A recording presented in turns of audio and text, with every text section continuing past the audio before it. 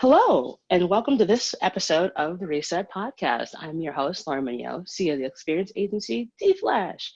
Each episode, I bring on a different business leader who's doing some game-changing things, and this week's episode is no different. I'm super happy to have Susanne Tedrick, who's the author of Women of Color in Tech, an awesome new book that provides a blueprint for women of color who want to get into the tech industry with real, actionable solutions. I'm recording these episodes in the midst of the time of Corona, and I can't think of a better time for us to dig in and learn how we can excel, especially as we're going to be coming out of this really unique situation for us all. So it's a fascinating conversation with Susanne. Take a listen. Hey, Susanne. Hey, Laura, thank you so much for having me. Sure. Glad to have you join us on my probably 1,000th Zoom call in the last 30 days. It's just, I think Zoom is going to be like the most used word in the Merriam-Webster dictionary by the time this is all over. Absolutely. But I'm super psyched to have you on this show. And, the show's not changing even though it's an unusual time that we're in. So the first question still remains the same. So Susanne, what was your first job? So my very first job was actually as a receptionist for a technology consulting firm that I don't think is in existence anymore, but I think that was like my first real introduction to the tech industry. And I had absolutely no idea what they did for a living or like like what was going on. But the people that were there were just so diverse and interesting. And I think that was like my first real taste of what the technology industry could look like. But at the time, I still didn't think that I myself could be, like them, because I'm like, oh, they're so smart and they were good at math and they seem like they have their stuff together. So it wasn't many, many years later that I myself got into technology from a non-operational, non-administrative capacity. But you did learn that tech was interesting and you could feel welcome in it. Oh, absolutely. It was just funny to see some of the ways how people work together, the collaboration, the problems that they were solving. And again, even though I couldn't really grasp or understand what it was that they were doing at the time, it was cool to see that that was something that could be possible. Awesome.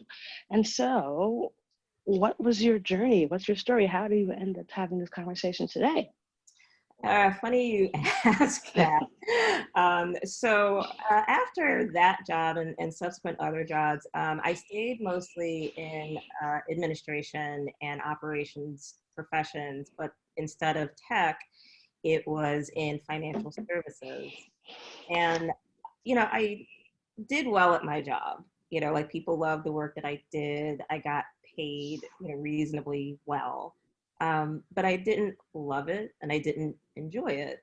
And in the back of my mind, I always wondered about, well, I know that I've always enjoyed working with technology. I was the person that opened things up in my house to see how they worked. I was always fascinated with computers. And, I thought long and hard about, well, why don't I try to pursue a tech career myself? And it was at that point where I said, okay, well, what do I need to do that? And I literally just kind of reflected back on my background, my past experiences. And, I said, okay, well, I've got this going for me, but I know that I need to learn X, Y, and Z too. Like I need to understand computer networking. I need to understand software development to a certain degree and cybersecurity. And so it was at that point I had decided to go back to school. And while I was going to school, I also did a bunch of like volunteer work in tech. I did boot camps. I took all kinds of classes. I mean, I was kind of living this double life of like a full-time student and a full-time employee, just going out there and trying to, get this experience. And it was through that hustle for better part of 3 years that I was able to, land, my current job at IBM, and then magically the offer to write this book kind of presented itself. And so when you got a chance to write the book, what was your first thought? Like, I've never written a book before, huh? So funny story about that. So I had won an award from a professional organization called CompTIA for like all of the work that I was doing in terms of transitioning into technology and, mentoring other people. And an acquisitions editor from Wiley reached out to me on LinkedIn saying, hey, I saw the piece about, your background and your work. Have you ever thought about writing a book about your Wow. experiences to, inspire other people? And in the back of my mind, I'm thinking, no. No, lady, Like, what are you talking about? like I can barely write email, but okay. Wow. And it was through there, like I reached out. I said, I'm like, me personally, I always thought that it was always other great people that write books, not necessarily me. And as we talked through the process, he's like, you have a story to tell, you have real information to offer people. And that's how it came to be. And so as you're going through the process of writing a book, I think a lot of us out there all think we have a quote unquote book inside of us. How were you able to actually put pen to paper or fingers to keyboard and make it happen? Yeah, I think for having gone through the experience, I think it's definitely different for each writer. But one thing that I always kept central was if I were someone who perhaps has the interest and the spark in doing this, but I really don't know where to begin, where should I start? And so whenever I was writing, I tried to keep that target person in mind, like someone that kind of needed to be walked through, what exists in the tech industry in terms of jobs and different sectors that you can work in.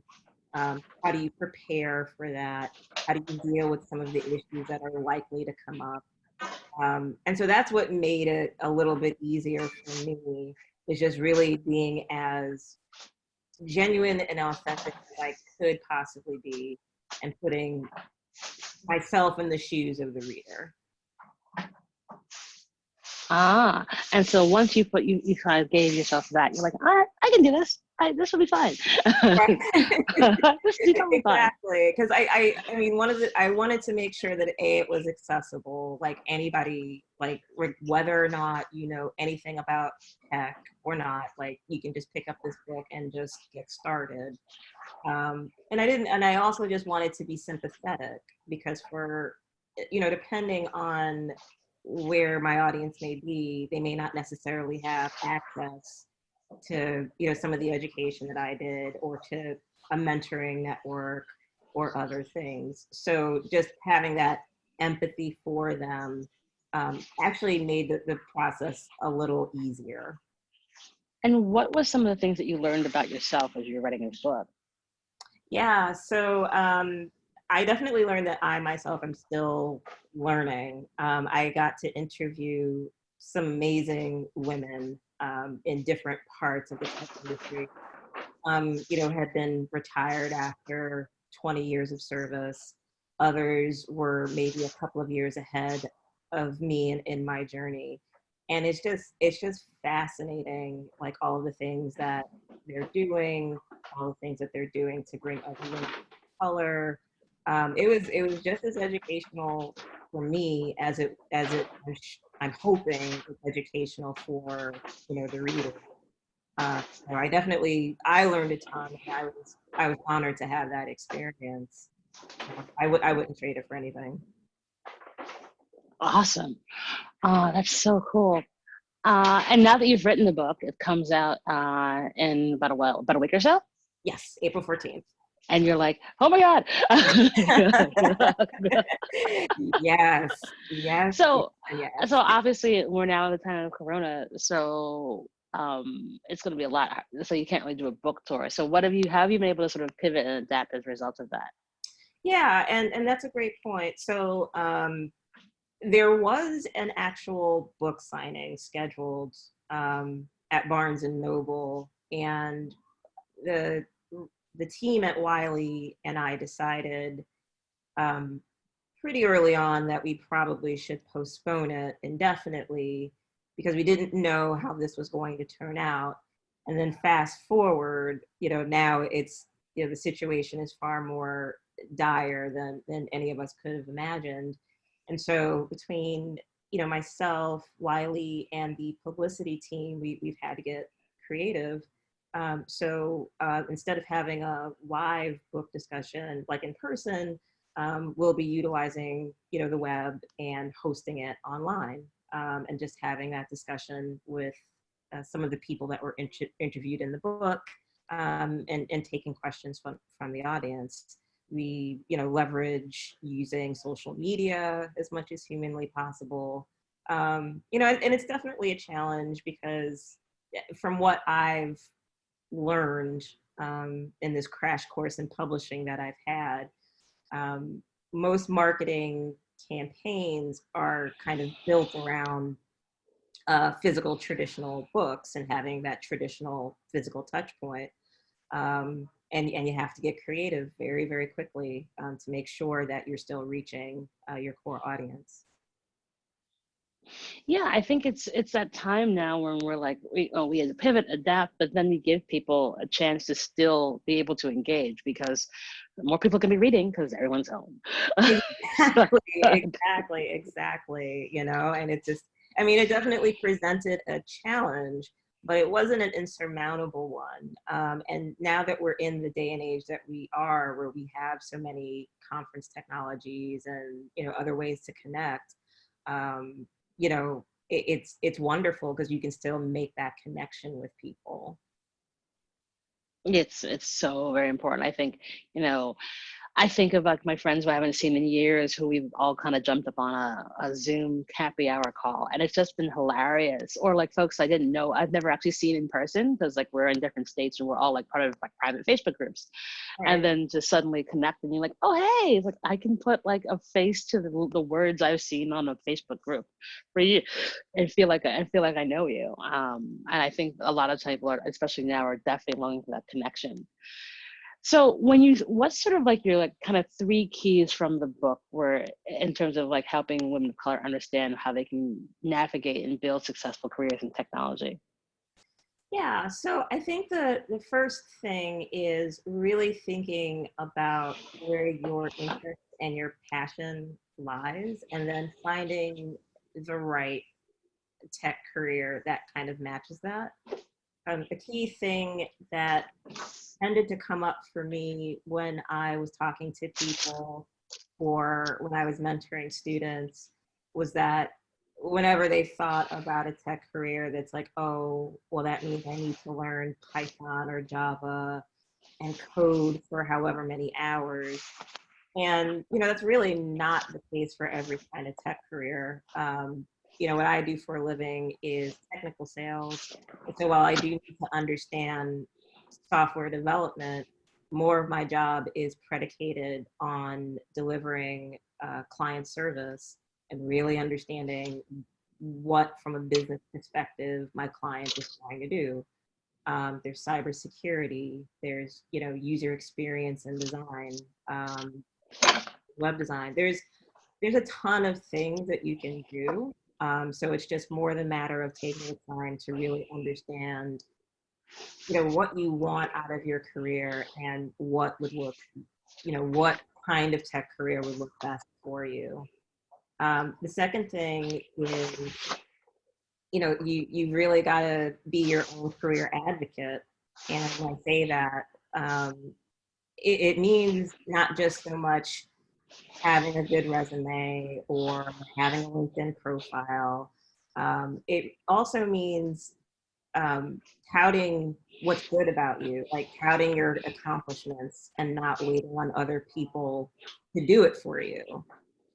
It means having conversations about, what you want out of your career, and talking to your mentors, your network, your supervisors, and asking them, like, how can you help me get to this next point? So really developing the tools to be your best career advocate. And then lastly, just, talking about, there are issues that women of color face in this industry. Some are a little bit more talked about in terms of microaggressions and bias. There are other facets too, like not necessarily having the best support network as you're making, career transitions, or, dealing with allies who sometimes let you down. It's just really important to kind of think about strategies going into the tech industry so that you're not only surviving it, but you're thriving and successful.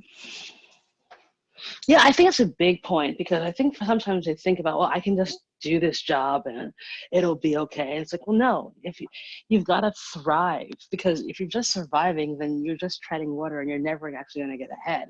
You really have to be in a position where you can take ownership of what you're doing and then be successful at it.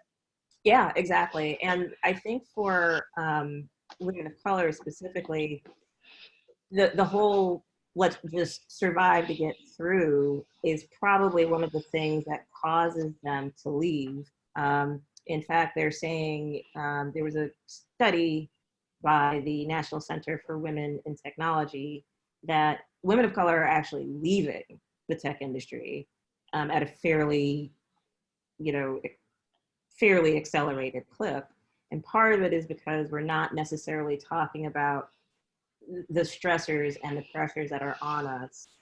And, I think that's important if we want to make sure that the next generation stays, and that they bring in more women of color, for each generation. Yeah, and know that, like, you can take, there's, like, those steps are there, but you also have to build this network. And I always say, like, a lot of my friends who are trying to figure this stuff out, I'm like, go where you don't know anyone, go build bridges elsewhere, because at the end of the day, this is relationship business. That's what we are in. It's just because, gone are the days you're going to put your resume in and then, yep, I'll get a job. It's like, no, that's not going to how it's going to happen. It's going to come from the network of people that who can either vouch for you or tell you about a job, or, talk about you in rooms when you don't even know they're talking about you. Like, those are the things that matter. And those rooms can look very different. Those relationships can look very different. It has to be multi-layered. It has to be multi-gendered. It has to be multi-aged, as well as, multi-ethnic, in order for us all to be successful. Yeah, I couldn't agree more. And the thing that I tell people is that, sometimes, like, regardless of what you're saying, maybe everything about your message is on point, but sometimes in order to affect real change, you need a different messenger, and you need that messenger to use their privilege, and to really get the message across. And it can't, and sometimes that messenger doesn't look like you, or, come from your background, but at least they're using their privilege, they're using the tools and resources that they have to put you on a pedestal and to get you where you want to be in your career. And then you're on a much better trajectory. So talk to me about a challenge you've had in your career, and, like, how you've been able to sort of navigate through that. Yeah. So if I had to talk about the biggest challenge that I guess I still deal with, it's probably imposter syndrome. And I will be very honest that, during the course of writing the book, I felt it, like, in full effect. I'm, like, thinking, Really? I was like, oh my God, why did Wiley do this? Why did Wiley do this? Like, they don't know me. What are they doing? They are confused. Like, this is not the right thing to be doing at all. Exactly. And I mean, in the course of my job, I tend to feel that imposter syndrome too.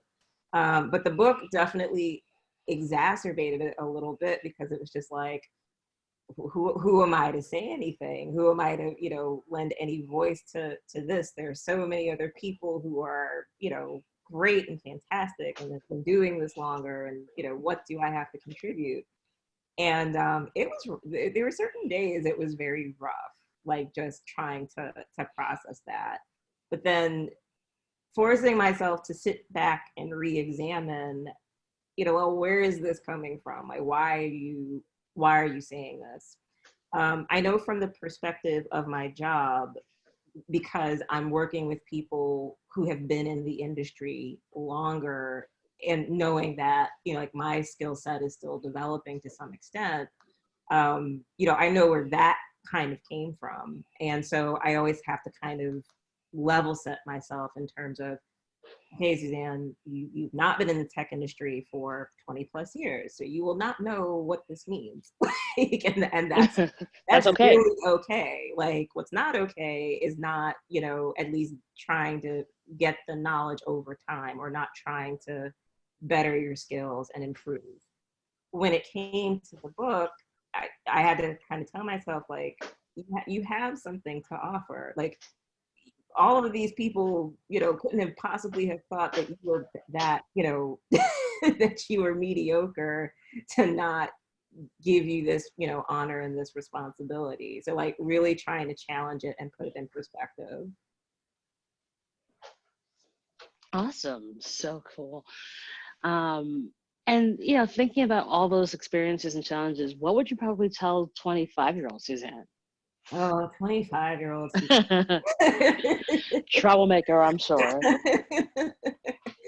I would tell 25-year-old Susanne to perhaps have a little bit more confidence and faith in your skills and abilities. I think for me I think that's always been a challenge that I've had, regardless. And, now kind of looking, at my point in my life now, and looking back, I've accomplished some really great things, and I really do bring value to the table, both from a qualitative and a quantitative perspective, and to really trust in that, to not think that, oh, someone's just doing it because, I'm nice, or, Mm-hmm. it looks good for them.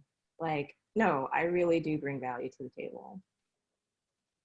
Honor your value, Yeah, and make sure that you work on things that inspire your value, exactly. are so key. And as we're in this very unique time when we're trying to figure out what the heck is going on, I think it's really important for us to understand the value and the importance of putting ourselves first, and understanding that even though this is a unusual time, you have value, you have skills, you have different skills that you didn't know you had, because you're figuring out ways to adapt. Yeah. And I, that's unique. yeah. And I think the complementary thing to that would be, don't be so hard on yourself. Oh my God, girl, Jesus. Like, remove the mountain from your back. Well, yeah, Oh my I, God. I remember speaking to a coach, and I remember, like, she wanted me to go through this exercise of articulating, how, like, my thought process, or when I would say certain things to myself. And I actually, like, would say, like, oh, well, if I had to classify it as, animals, I would say that the nice thoughts that I say to myself are like a kitten. It's small and it's cute. And then all of the negative things, or all of the things that I hold against myself, is a gorilla. And I'm like, ooh, like, I mean, I would literally, like, beat myself up about, oh, you should have done this. Oh, why couldn't you have done that? And it took me a while to understand that, like, cut yourself some slack, like, and really just, like, stop being so harsh. Yeah, it's like, it's not everything is World War III. It will be okay. It is Yeah. not all your fault. And guess what? You're probably pretty freaking awesome. So, like, stop beating yourself up. But yeah, I once went to the Tony Robbins experience, or it's like that 4-day weekend. It's called like Unleash the Power Within. And basically, they sort of rip you apart emotionally, and then they rebuild you in the entire weekend. It's quite insane. And you also walk on hot coals on the first day. Oh. It's cray bananas. And again, thinking about that now in time of Corona, I'm like, how would you get 10,000 people into an arena to do this? Because like people are like, I don't want to see one person, much less 10,000. Exactly. But I also think there will be this yearning of community. But one of the things I do is that, like, similarly, like switching what the voice is. So when the sort of limiting belief, you make it like, you know, a super high pitched annoying voice that you cannot stand. And when it's anything that's a good belief, you make it super sexy and super sultry, so that it kind of warms you up. So by warming you up, you feel good about it, and by having it be this annoying voice, it's a thing where you can just sort of like flick it away. Go, oh, I don't want to hear this, like, because like you get this weirdness about these limiting beliefs, because like you hear it in your head over and over again, and so anything you can do to like have that shift is so very key. Absolutely. Because sometimes you don't even realize that, I talk about you may not have the support network there in your life for whatever reason, but sometimes your biggest enemy is you, and the internal dialogues that you have with yourself. And it's just like, that's 75% of the battle, yourself, like dealing with the battle within yourself. Yeah, you're fighting a war against for yourself, and you're like, what? Huh? I don't. Okay, not good. This isn't okay. So speaking of like the battles and the wars you're gonna have, so obviously we're in the time of Corona, and I haven't figured out what I'm gonna call these episodes yet. Whether it'll be like, the Corona reset or reset Corona, but more importantly, now more than ever, our self-care is so very important. Yeah. So what are you doing for your self-care? Yeah, and this is a very important conversation to have. So briefly, one of the things I do bring out in the book is about mental health, and women of color specifically are, don't take advantage of mental health, or they may not have access to it. And then when you couple it in with being in the tech industry, it's just a hot mess. Yeah, it's just terrible. And so I really stress the importance of taking care of your mental health. So needless to say, it's a challenging time right now. I am going on, so I work from home primarily, but it's a mindset shift when you know that you kind of have to stay in. Yes. Well, no, you're not here by choice. Like right. I read there was like someone saying that you're working from home during a crisis. You're not working from home. Exactly. And so before this happened, one of the things that I was definitely adamant about was, since I work at home, I have regular hours to start and stop the day. So like I'll go to my desk, I will start at 8 o'clock. I will finish around 5:30, 6 o'clock. I will close my computer and I will physically walk away from that space and signify that the day is over. And I still do that practice now. Like, in fact, now it's more important than ever. And especially because my husband is also here too. So, making sure like I signify when the end of the day happens.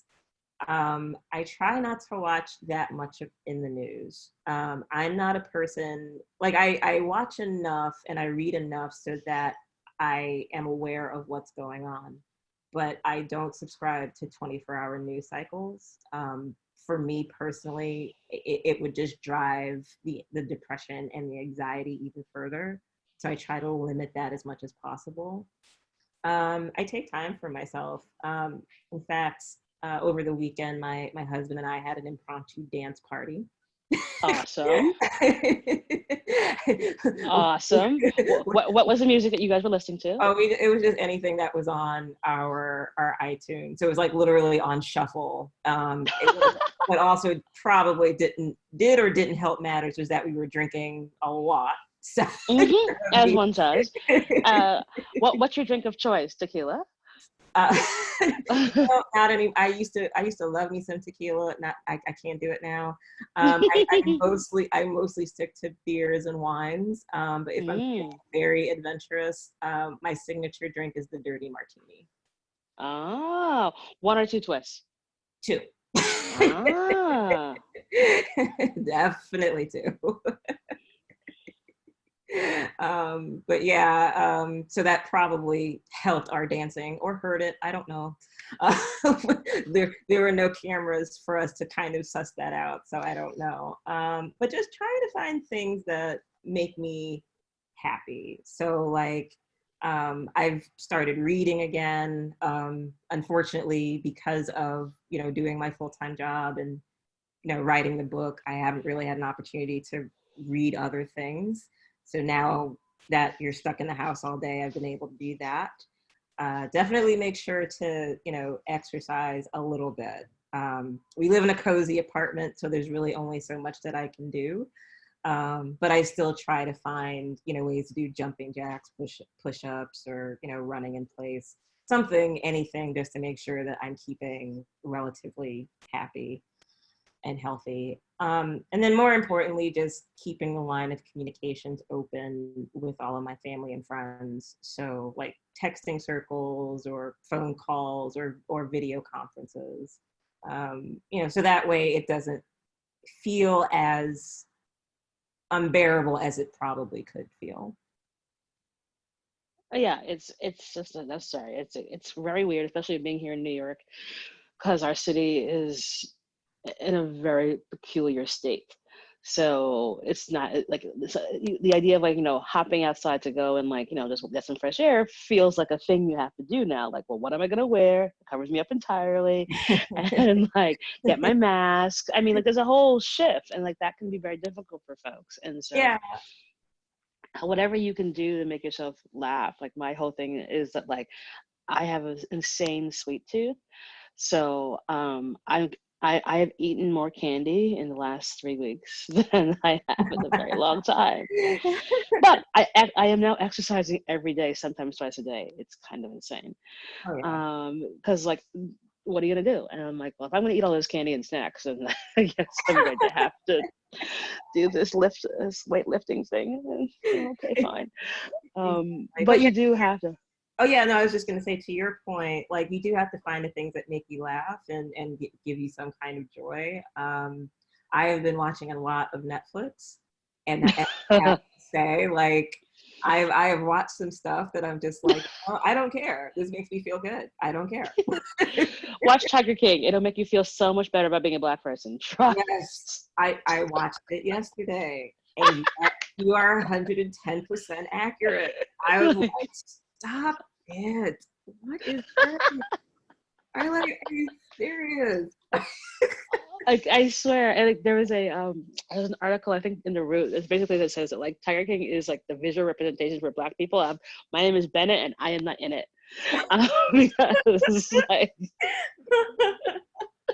Because like for 7 hours of television, there were no Black people, but we were all riveted because like we're like, this is insane.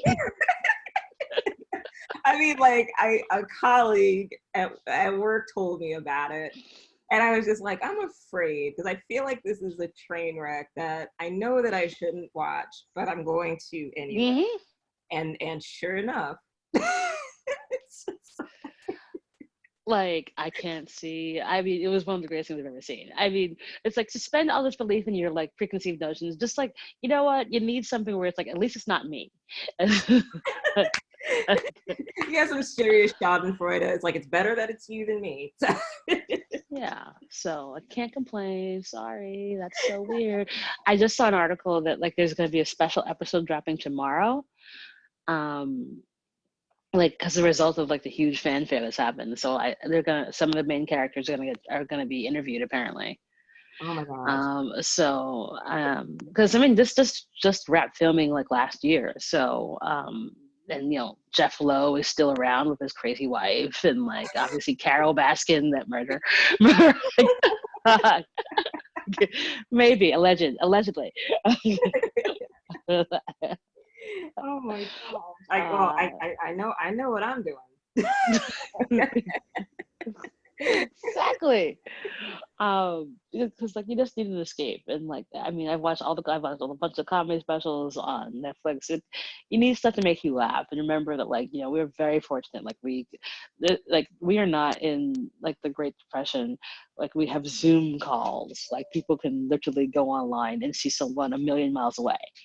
Yeah. Um, so, as difficult as this may be, if we have our health and we have a roof over our heads, we're very grateful, and to be mindful of that as we navigate this peculiar time in our life is the thing to be mindful of, and just be very grateful for that and have an adaptive, really strong sense of gratitude around that. Oh, absolutely. I mean, just for myself, thinking about, the experience with the book, having certain things canceled, certain things having to be jettisoned, I know that I have privilege because while, I have this book, I also do have a full-time job, that I rely for my main source of income. And that's not true for many writers. They had to start an emergency relief fund for many of the writers that I interact with at the Authors Guild, because this is their bread and butter.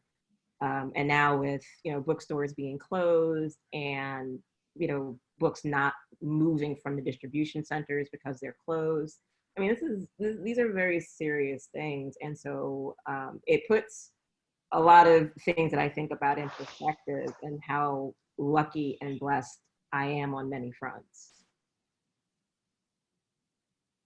Yeah. I think it's so very key. And so, as part of these episodes that I'm doing, I'm asking my guests on the show to see if they have a give or an ask.